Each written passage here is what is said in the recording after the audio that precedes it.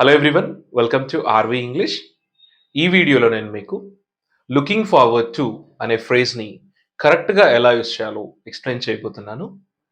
ఈ ఫ్రేజ్ తర్వాత మనము గో అనాలా, గోయింగ్ అనాలా, అంటే లుకింగ్ ఫార్వర్డ్ టు గో అనాలా, లుకింగ్ ఫార్వర్డ్ టు గోయింగ్ అనాలా, అంటే ఈ ఫ్రేజ్ తర్వాత మనం ఎప్పుడు ఐఎన్జీ వర్బ్ ఫామ్ని మాత్రమే యూస్ చేయాలి అండి.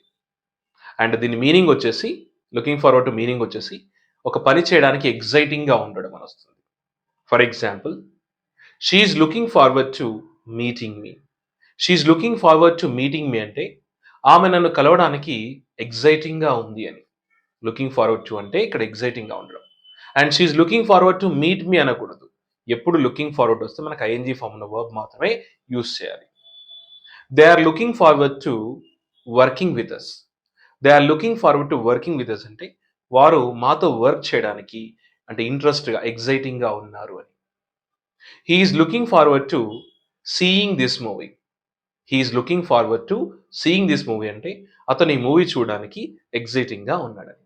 సో లుకింగ్ ఫార్వర్డ్ టు అంటే ఎగ్జైటింగ్గా ఉండడం అండి. అండ్ ఈ ఫ్రేజ్ తర్వాత మనం ఎప్పుడు కూడా ఐఎన్జీ ఉన్న వర్బ్ని మాత్రమే యూస్ చేస్తాము.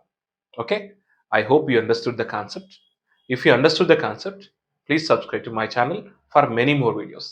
Thank you. See you.